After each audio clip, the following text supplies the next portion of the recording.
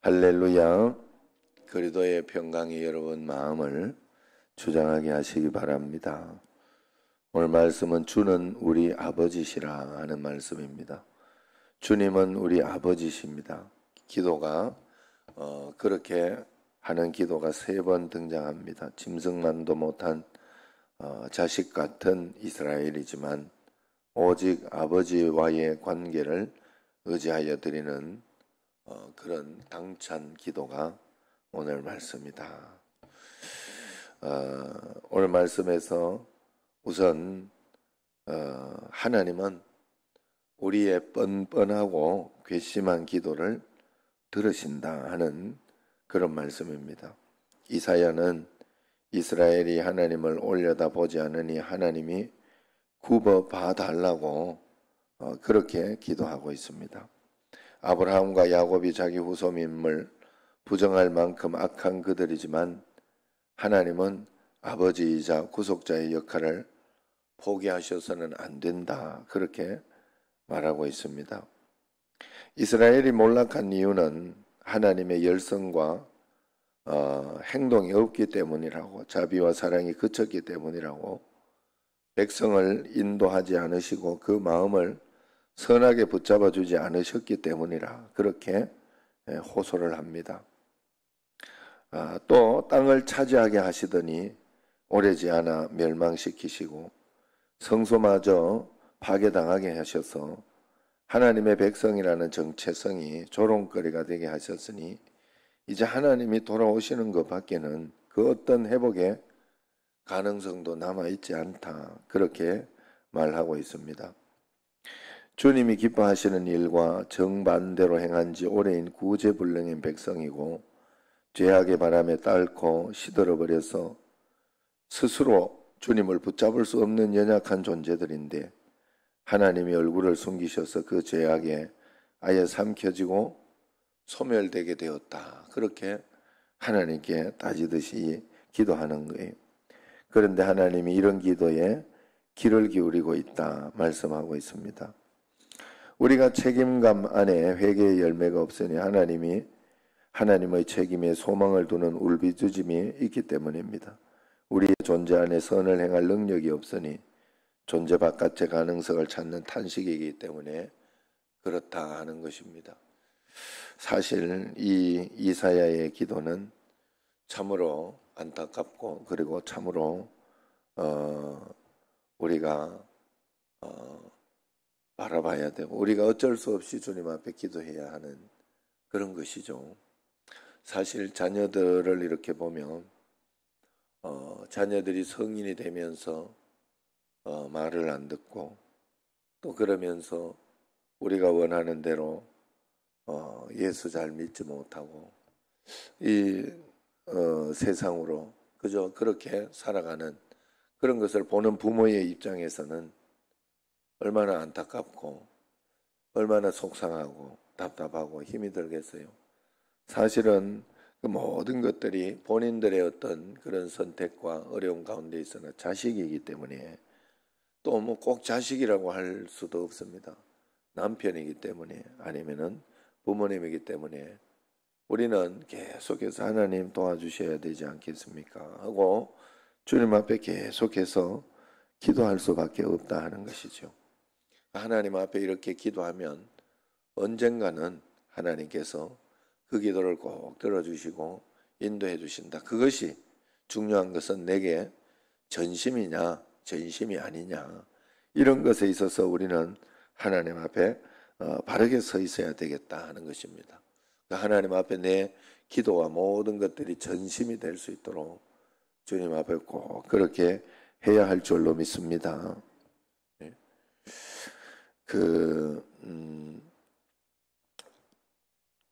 저희 어머니가 이제 예전에 한번 그런 적이 있어요. 우리 그 조카 중에 삼촌의 아들이죠. 근데 거기가 이름이 만수인데 거기가 이제 어릴 때 잘 믿다가 안 믿는 거죠.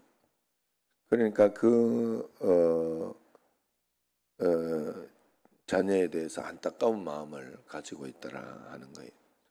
서울 있고 이렇게 있는데도 하나님 앞에 이렇게 기도하더니 1박 2일을 거기를 한번 어느 날 가더라는. 나는 속으로 왜 저렇게까지 뭐 이렇게 저렇게 한다고 되나? 막 이제 그 어릴 때 그런 생각을 분명히 했어요.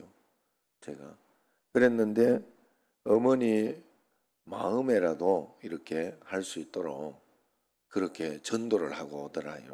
하루를 내 가지고 가서 뭐 이렇게 사들고 가가지고 거기서 지내면서 그 큰엄마가 온 거죠. 그러니까 뭐 어떻게 할 수가 없으니까 그래서 조카가 예수님 알았다고 믿겠다고 그렇게 하면서 이야기하고 그러면서 이제 또 그 다음 주에 교회 갔다 뭐 이런 이야기를 듣고 그렇게 하면서 기뻐하고 좋아하던 어떤 그런 것이 지금도 생생하게 기억이 납니다. 하나님 앞에 제가 이렇게 볼 때는 왜 저렇게까지 할까 하는 그런 마음이 들었지만 그게 안타까운 심정, 안타까운 마음 이것이 어머니의 진심이었던 거예요. 우리가 하나님 앞에서 정말 그런 진심을 꼭 가지고 있어야 돼요. 내 자녀들이 여러분 잘 생각해야 돼요. 우리가 지금 여기에 이렇게 실제적으로 느껴지지 않아서 그렇지 우리가 마음속에 이렇게 불안하고 걱정되는 어떤 그런 것들이 지금 뭡니까 코로나 바이러스 가지고 여러분들이 알고 있지 않아요? 코로나 바이러스 때문에 이게 그런 마음이 들잖아요. 제가 우리 형님 이렇게 거기에 운동을 안 가기로 한 이유가 거기에 있어요. 이야기를 하더라고 거기에 대해서. 참 사람이 신기한 게 한 4-5명 이렇게 해가지고 살살 이렇게 공을 차고 이러면 조금 덜 마음이 그런데 뭐 이제 점점 좀 많아지고 이렇게 되고 어제는 또 어떤 형님이 인천에 있는 어떤 분을 한 분을 또 전도해 왔더라고. 그래가지고 우리 마음도 모르고 아무나 저렇게 데리고 오면 우리가 볼 때는 모르는 사람이니까 아무나가 되는 거예요. 그래서 이제 곤란하다. 근데 혹시라도 이제 한 사람이라도 거기에 나오면 교회가 폐쇄가 되고 2주간 이제 뭐 그런 일들이 이렇게 있으니까 얼마나 좀 걱정이 되고 그러겠어요. 그리고 또 이제 우리도 이렇게 한 번씩 어떤 이야기를 듣고 그렇게 하면 그 다음 결과가 나올 때까지 숨죽이고 있어야 되잖아요. 숨죽이고 있어야 되고 그 형님 교회에 이제 그 어떤 청년이 풋살을 갔다가 그 풋살에 그 확진자 하나가 나와가지고 그래가지고 그 청년이 일부 예배를 나온 거예요. 일부 예배를. 그래가지고 그 청년이 음성이 나오기까지 하루 동안 그렇게 마음속에 불안해하고 걱정을 했다는 거죠. 그러니까 우리가 하나님 앞에서 이런 것도 사실은 실제가 되니까 걱정이 돼요. 그리고 혹시 이렇게 주변에 그 확진이 있고 이랬던 사람들 그리고 주변에 이렇게 자기 뭐 이렇게 가족이나 이런 분들이 있어 가지고 하루를 격리하고 자기가 검사 받아보고 이랬던 분들이 있으면 그때는 또 장난이 아니라 그래요. 제가 그 이야기를 농담으로 이렇게 들었는데 예전에 또 우리 운동하던 분 중에 한 분이 나왔어요. 조땡땡이라는 목사님인데 그분이 조금 이제 몸이 안 좋은데 나와가지고 막 같이 찾단 말이죠. 그런데 그때 사실 마침 자기 그 기록 가운데 운동하러 왔던 그걸 잊어버렸어. 너무 경황 없이 쓰느라고. 그 다음에 딱 생각이 났대. 하루 지나고, 아니, 저녁인가 한번 고를 때 이제, 내가 적어준 거 중에 그거 빠졌구나 생각나는데, 다시 가서 다시 이야기를 하기가 조금 뭐 해가지고 그냥 놔둬버렸대. 그래가지고 같이 이제 그때 식사를 했고, 낮에 식사를 하고 이렇게 운동한 목사님들 중에 막 몇 분이 있었어요. 그래 그분들은 이제 다 적었으니까 거기에서 다 뭐 나오겠지 싶어가지고 했는데, 그때 이제 마침 감사하게도 같이 식사했던 분들 중에는 아무도 안 나왔더라고 그때. 근데 그때 그분들이 격리를 하고 검사를 하면서 그 하루 동안 밥을 먹었으니까 주 음성 외에는 더 기쁨 없도다. 얼마나 그게 간절하다는 거예요. 주의 음성을 내가 들으니, 음성이 나와야 되는데 이게 얼마나 진짜 간절하더라는 거예요. 그게 실제잖아요. 실제. 여러분 지옥이 있어요. 지옥이. 내가 그 우스갯소리로 이야기하지만 그건 실제 저는 지옥이 없다는 확신만 있으면 벌써 죽었을 거예요. 내 기질상. 아이고 이건 뭐 조금 더 살아서 뭐 하나 이런 마음으로 분명히 뭘 사서 먹든지 해가지고 분명히 갔을 거예요.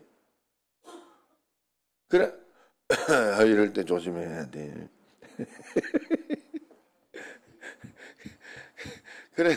그래서 하나님 앞에서 여러분 우리가 정말로 주님 앞에서 자녀들이나 여기에 애가 타는 그 진심을 여러분들이 가지고 있어야 된다 이 말이에요. 그래서 끝까지 포기하지 말고 끝까지 기도하면서 남편에 대해서도 그렇고 그래서 그거에 대해서 더 잘 이렇게 하면서 더 잘하면서 자기의 행동을 맨날 남편에게 구박하고 그렇게 하고 자식에게 막 그렇게 하면서 말 들어라 그러면 절대 말 안 듣습니다. 그래 더 잘 이렇게 하나 하면서 이렇게 예수님을 믿으면 안 된다. 우리 예수님 잘 믿자. 우리 나도 이렇게 여기까지 온 거, 내가 이렇게 변한 거, 되는 거, 그거는 다 알아요. 남편이나 아내나 자식이나 다 보면 알아요. 나도 보면 아는데 남편이 어떻게 변한 것, 어떻게 하는 거 이런 거 나도 보면 아는데 다른 주변의 사람들이 모르겠냐 하는 거죠. 그러니까 그런 마음으로 끝까지 우리가 기도하고 간구하고 여기에서 이렇게 기도한다고 되는 일은 아니에요. 이렇게 한다고 막 해주는 일은 아니에요. 그러나 진심을 가지고 이렇게 끝까지 할 때 하나님은 분명히 해주신다. 진심을 가지고 끝까지 하나님 앞에 기도할 때 하나님은 분명히 해주신다. 이러한 것은 우리의 포기하지 않는 그 기도를 통해서 하나님은 바뀌게 해주시고 역사해 주신다 하는 것이죠. 이것을 믿고 꼭 주님 앞에 뻔뻔하지만 주님 앞에 그렇게 기도하고 말로만 하지 말고 내 자신이 정말로 주님 앞에서 그런 마음과 진심을 가지고 기도해야 할 줄로 믿습니다. 자, 그리고 64장 이제 1절에서 4절까지가 이런 말씀이에요. 과거 출애굽 때에 홍해를 가르시고 시내산에 강림하신 것처럼 이제도 하늘을 가르시고 내려오셔서 민족들 가운데 능력을 베푸실 수 있는 분이 하나님이시니 내려오시옵소서 하며 그 하나님의 강림을 간절히 사모하며 오늘도 기도하고 있습니다. 여러분, 내 삶에 일어나는 어려움이나 상황이나 나쁜 일들이나 어떤 그런 일들 중에서 내가 할 수 있는 일이 없어요. 사실은 내가 할 수 있는 어떤 그런 것들이 별로 없어요. 그저 하나님 앞에 간절히 하나님 내 인생을 붙들어 달라고, 나를 역사해 달라고, 은혜 가운데 지켜 달라고 그렇게 이야기할 수밖에 없다 하는 것이지요. 그러니 매일매일 주님만을 의지하며 바라보며 한 걸음 한 걸음 주님 앞에 나아가는 저희들이 꼭 돼야 할 줄로 믿습니다. 매일매일 하나님을 의지하며 바라보며 나아가야 됩니다. 그 다음에 8절에서 12절까지를 보면 하나님은 우리의 아버지시며 토기장이시다 하는 말씀이 나옵니다. 부모됨은 끊을 수 없는 관계이므로 행위가 부패한 자식도 아버지께 그 역할을 요구할 수 있습니다. 죄악을 잊어달라고 당돌하게 말할 수 있습니다. 무력한 진흙으로서 그 창조자에게 보존과 보수를 구할 수 있는 하나님의 자녀가 아니겠습니까? 하나님이 창조하지 않았습니까? 하나님 어떻게 해서든지 붙잡아 주시고 역사해 주시고 인도해 주옵소서 하고 끝까지 기도하고 끝까지 간구하고 그렇게 나아가 계속해서 백성의 괴로움을 외면하시는 건 직무유기라고 염치 없게 간청할 수 있어야 합니다. 딸고 다른 종교원을 나열하는 기도보다 하나님께 하소연하고 투정하는 솔직한 기도를 하나님은 기다리고 계시다. 오늘도 하나님 앞에 그러한 마음으로 꼭 기도하시기를 바랍니다. 지금 이제 요즘은 이제 주여 주여 우리를 불쌍히 여기소서 이러한 찬양으로 하지 않고 이제 또 이 루터의 기도의 말씀을 가지고 또 이렇게 기도의 후속을 하고 하는데도 이것도 좀 헷갈리기 시작하고 또 이게 또 타성해졌기 시작하는 그런 게 있어요. 사람이라는 것은 항상 이런 것에 익숙해지면서 그렇게 되기 시작합니다. 그렇기 때문에 우리가 그런 마음이 들지 않도록 언제나 하나님 앞에서 우리가 매너리즘에 빠지지 않고 언제나 늘 살아계신 하나님의 말씀 가운데 살아갈 수 있도록 해달라고 간절히 기도하고 주님께 꼭 나아가야 할 줄로 믿습니다.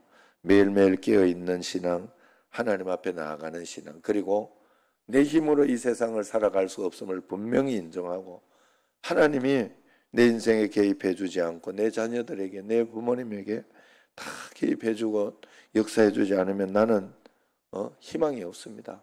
주님 꼭 도와주옵소서, 역사해 주옵소서 하고 간절히 기도하시기를 바랍니다. 기도하겠습니다.